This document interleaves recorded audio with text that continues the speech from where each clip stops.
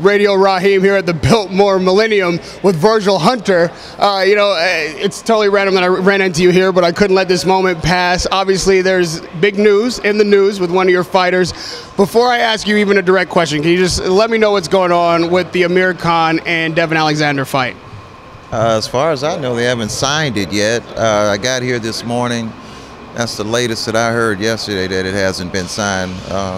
Amir is in the Bay Area training and getting in condition, so that's as far as I know. Now, I have to be honest with you, I haven't looked in my computer or anything, so I haven't heard anything other than what I'm hearing right now. So you might have to inform me if you heard something other than what I'm telling you. Well, in the news, Amir Khan's saying that he's going to pass on the Devon Alexander fight and wait for a possible date with Mayweather. Oh, okay. Well, that's news to me. Okay, so it is what it is, you know. That's very interesting to hear.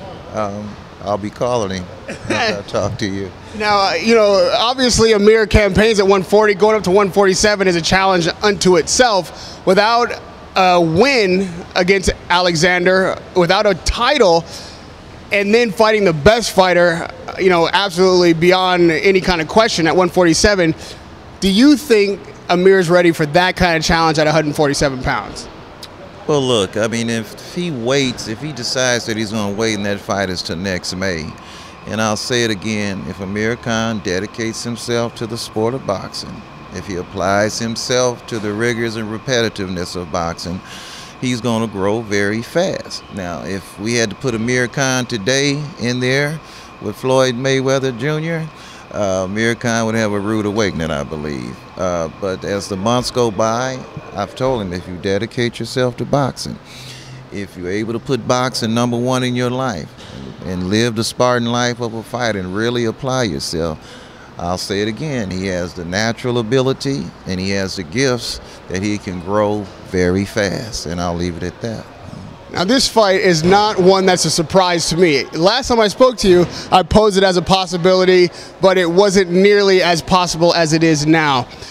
The question remains, though, without a performance of Khan where he hasn't taken a shot that buckled him or knocked him down, knowing that Mayweather is the best at 147, and that's a step up for Khan, how do you train a chin? You've got to be concerned about him being able to stand up against hard right hands. Well, look, you've asked me this question before, and actually a lot of people ask me, and this is really beginning to become a redundant question: how do you train a chin? Look, you do the best you can, okay? I'll put Amir Khan's recuperative powers alongside anybody. Yes, he gets knocked down, but he gets up.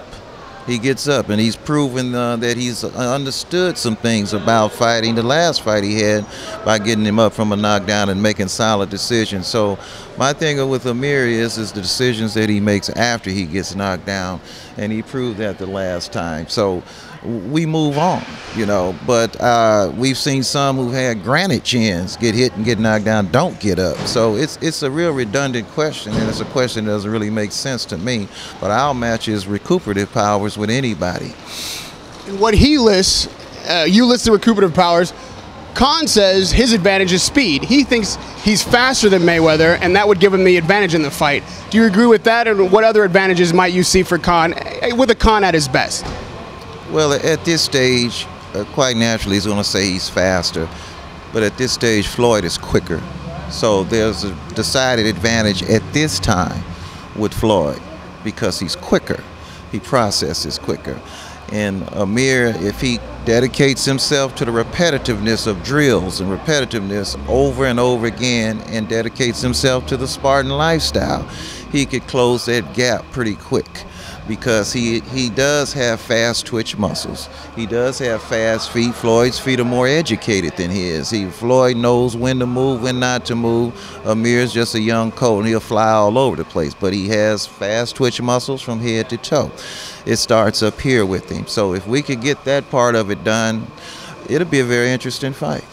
And first, let me say I appreciate you addressing the Amir Khan issue, being that it's such a hot topic right now. I'm going to move you along to Andre Ward, who I just spoke to a couple weeks ago. He spoke to me about the recovery, finally getting back in the ring. He hadn't had announced his fight, which he just recently announced. First of all, how do you feel about that matchup? And does it feel good to get back in the ring with your protege? Well, yeah, it does. It feels good to have him back. He's been ready to come back for the last several months. We just wanted to get going. You know, it's a good, solid opponent, a dangerous opponent, an opponent that will not be taken lightly. We've been training for a while now. One thing about Andre, he never stopped training, even when he was going through his rehab and things like that. There were always things that we worked on. So, I mean, him being my godson and me being close to him and loving him like that, we've stuck to everything that we said we were going to do from 9 years old. There's always something to work on. There's always something to get better, no matter the circumstances. And he did not waste a moment of idle time. He did not sit around and just let the days go by. He took advantage of the time off. So when Andre Ward comes back, you'll see a better Andre Ward. And one thing about Andre, you know, it's a big mental game for him. You know, he says that about his religion, his work ethic, the way he approaches the sport, you know, has to be respected. So with this challenge, having come back from an injury after arguably, you know, a fight that could have began to put him in the household name recognition, and you're so busy, how did you keep in contact with him? And, you know, obviously a trainer is more than a trainer in the ring. For you and their relationship, it's mental. So how did you keep him going? How did you keep his head in, like, you know, hey, we're going to get past this, the next fight's coming? Well, I didn't have to motivate him to work out. I didn't have to motivate him to continue to make himself better. We speak every day. You have to remember that he's been with me since he's 9. He's my godson. So it's not like he's way over here and I'm way over there. We're together constantly all the time. So that's not an issue at all. So like I said, we made a game. We didn't lose a beat. Mm-hmm. You know, Andre has taken criticism, and it's only because people feel he's not exciting. Real hardcore boxing fans appreciate the science and, you know, the technical aspect of the sport, and we like to watch a good win no matter how it comes, but that's not the mass audience.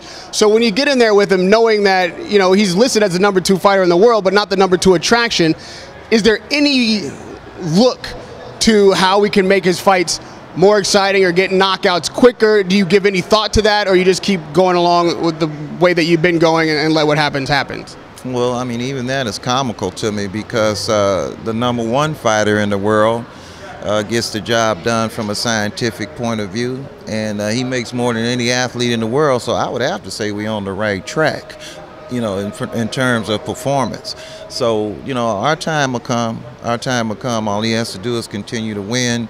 We don't pay attention to what the critics say and everything because, as this past couple of weeks ago, you saw what the fans like. The punchers, the Matisses, the Alvarez's things, they got to go back to the drawing board, man, because they ran into the scientific aspects of boxing. See, it's just not about slugging and trading punches, and it's like I indicated to you before. You know, if you're going to teach the art, teach the art. Now, if he was doing another way, he'd be criticized for having this flaw and that flaw. The idea was for him to have a career in the sport. The idea was for him to learn how to hit and not to be hit. And that's what he does. So as time goes along, he'll have his moment. It's just like Floyd had his moment. I think Floyd, you know, he came along at a time, and as he began to prove his worth and prove how skillful that he really was, the people began to appreciate it. So I think we're on the right track. And lastly about Ward, there being that he cleared out at 168, I mean, to his credit, there's really hard to find any competition that's legit there. Would you advise him to move weight divisions, either up or down? And if so, how would you approach a lighter or heavier weight division with the fighter that you have? Well, right now he's not ready to move up.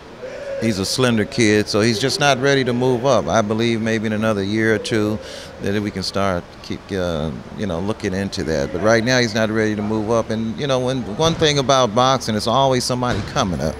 So it's just like Edwin, he fought his way to the top, so he's here. There are other 68 pounders. There's unfinished business with Carl Froch if he ever has the, you know, the nerve to step back into the ring and we get that fight done. There are fights out there.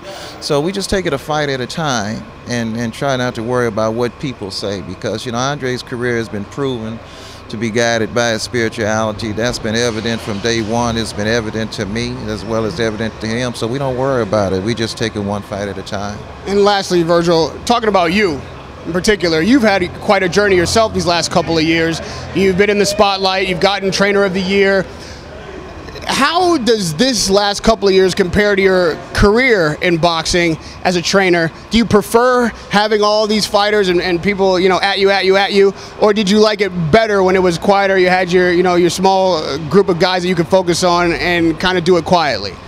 Well, you know, it's always easy to take the easy way out, you know, and the thing about me being a retired probation working things and working with the California gangs and things of that nature, I have a compassion in my heart for young men, whether they're in trouble or whether they're trying to resurrect a boxing career and things. And I think if you notice, I'm getting guys who are trying to save their careers, you know, former champions who are trying to save their careers. I got into this business to coach. And one thing about coaching is that you can't win all the time. I got in this business to figure out, can I bring this kid back? I don't worry about the critics. I don't have to prove nothing to nobody. You know, I went to the highest level in the amateur, the gold medal, and I went to the highest level in the professions. I have a kid ranked pound for pound #2 in the world. So what it says is, if you give me the same dedication, if you give me the same drive, if you give me the same passion, I think I can make you a winner. And that's the way I'm supposed to think, and I'll continue to think that way. Really is left up to the fighter and what they want to do. So I'm having fun. I really care about all the kids that are in the stable. I was just thinking about Andre Berto today. You know, he's rehabbing and coming back. I mean, I just like the passion and enthusiasm that he's exhibiting on his comeback, and I still believe in him. You know, I've lost some along the way for whatever reasons, you know, but I never lost the love for him. So you know, it goes on. I'm a boxing trainer. I didn't get in this. If I get into the Hall of Fame, great. If I don't, I can look back and be satisfied. And that's the main thing, that when I can't do it anymore, if I have some life in me after I can't do it anymore, I can look back and say I had a wonderful ride with some wonderful kids, and that'll be enough for me. Thank you, Virgil Hunter. I know this is your personal time. You gave me that time. You know, I'm going to cut you. You know, you're not at work, but I appreciate it. This interview is brought to you by the Pro Fight Shop, Radio Rahim, with Virgil Hunter. Thanks, man. Thank you. I appreciate that.